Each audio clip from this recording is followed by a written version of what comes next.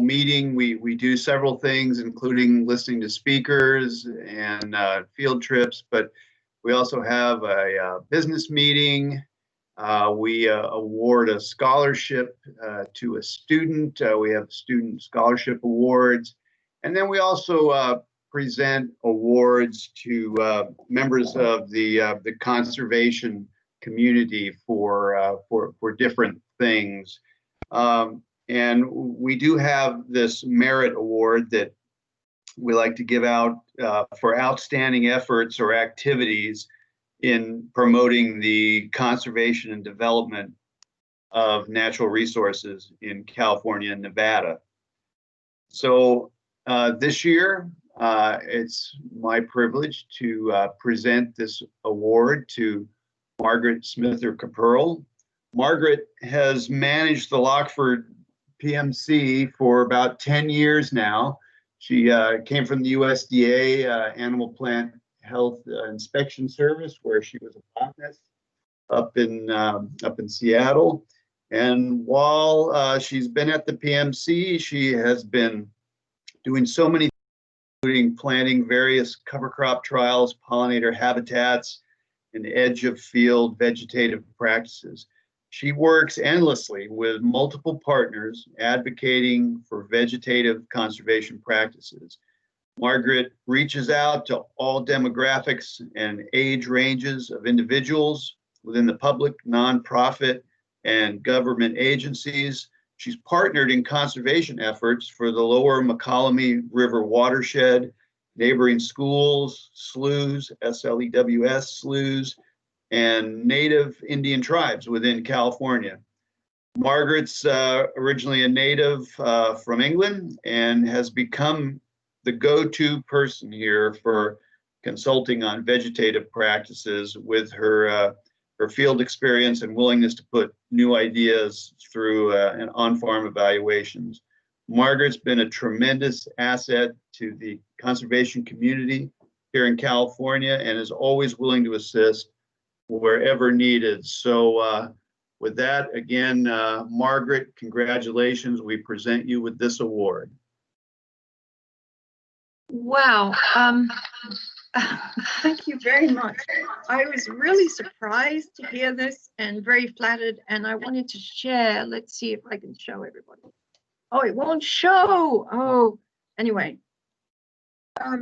Sonia dropped by this morning and gave me a beautiful award. So it's wood and it's not showing up on my screen. Maybe afterwards I'll be able to figure out how to do that. When I was at the meeting last year in Nevada, Sonia Miller was taking over the chairmanship, and she told me that the next meeting was going to be in California, and it was actually going to be here and in the lower the McCollum River, and she planned to make a big field event meeting going to all these sites in the watershed, including the Plant Materials Center. So I decided I wanted to share a little bit with some of the work that we are doing, and some of you may not be familiar with the Plant Materials Center, so I have done a presentation which I hope works. Here we go. So this is a little bit information about the Plant Materials Center. Those of you in NRCS will be extremely familiar with this map on the left, which shows our NRCS areas, and the Plant Materials Center is in Lockford. So you see we're in the middle of the state. We're technically in Area 2, but kind of adopted to Area 3, and we serve the entire Mediterranean area of California, which is a lot of ground, and we're the only plant materials center in California. The plant materials centers were probably started in the 30s. Originally, you know, they were part of the Soil Conservation Service, with the idea that producing plant materials and getting them on the ground is the best thing to stop erosion, the best thing for conservation. There's still 27 of us around the country, and the picture on the right, minimize this, is the PMC, and shows our fields. We're a 100-acre farm dedicated to conservation. This map is from our irrigation system, and you can see the line along here is the lower McCollum River. we have fantastic soils here. Okay, I'm just going to run through a few slides. So Rob mentioned I came in 2010. It was a lot different. It was being managed for some seed, but not a whole lot of seed. And the way they were, conservation was not great. So, that first slide, the picture, that July was for weed control. They were controlling weeds by just disking, I think. And there was a lot of dust and a lot of erosion. My first year, I was told, I wanted to plant some cover crops, but equipment was broken and then it rained. We didn't have an irrigation and nothing got planted my first year. The second year, I was all excited. I talked to a seed producer. We got some high biomass cover. I planted 30 acres and it didn't rain and I didn't have an irrigation system. So that was how it looked at the end of December, kind of like this year. I hope we get rain. But now we've transitioned to using a lot of cover crops, and to the right on the top is the brassica and our demonstration plantings that we do.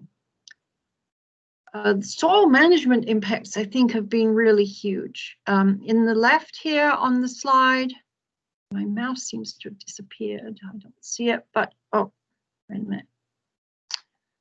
To the left is how that tilled soil looks. Pale yellow, pale, no structure, less than 1% organic matter. It's a Columbia fine sandy loam. It's a wonderful soil. In the middle, you see how it looks after 5 years of no-till and cover crops. Huge improvement. There's more organic matter, there's more color, there's roots, the structure. And then to the right, what was a breakthrough to me was when I learned that the walnut producer at the end of the Plant Materials Center, who is very sustainable, who has had walnuts in there, has covered crops for the past 25 years, has a soil organic matter of over 4%. And it's so different. We can show people, and the PMC is like a laboratory. You can show people these soils, and some of you will have seen that. And you realize just management makes a huge difference. We do have technical contributions. I mentioned the eVeg guide before. That's hosted by CalFlora, which is a wonderful website, and the eVeg guide's to the left of that.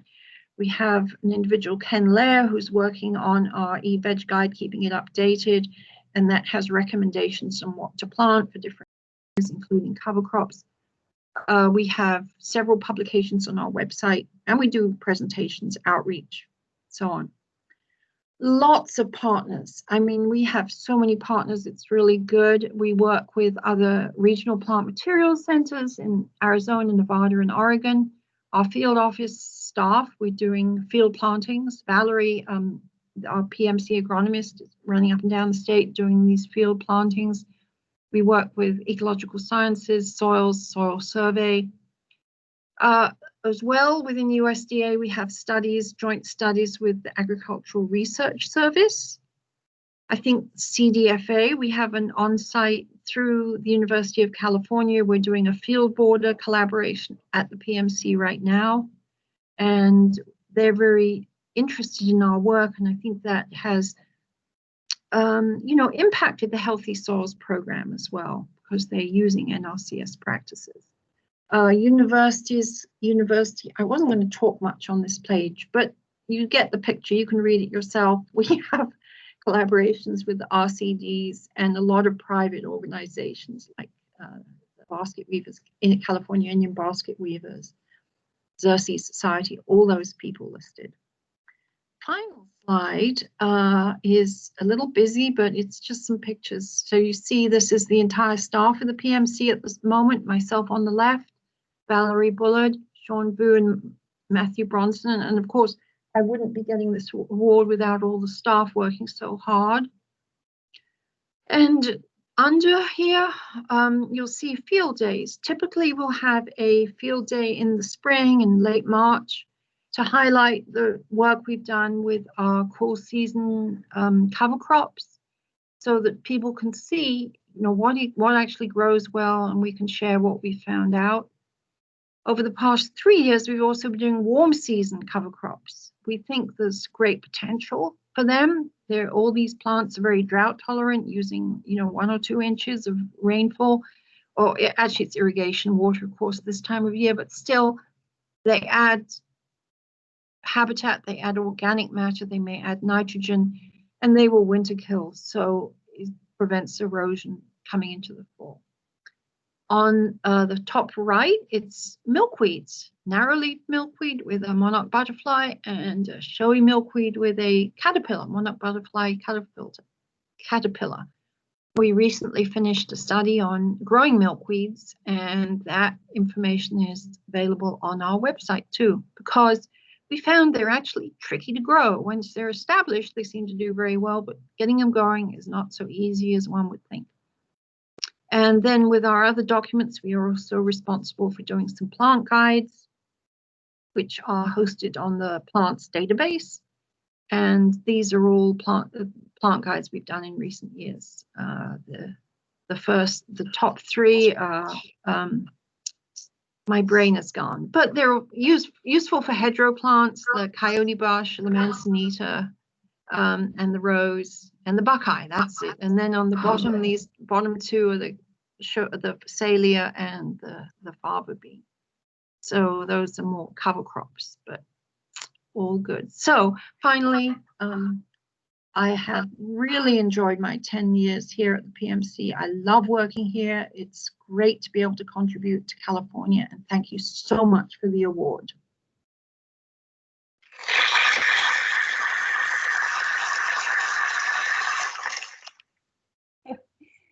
Fantastic. Well deserved.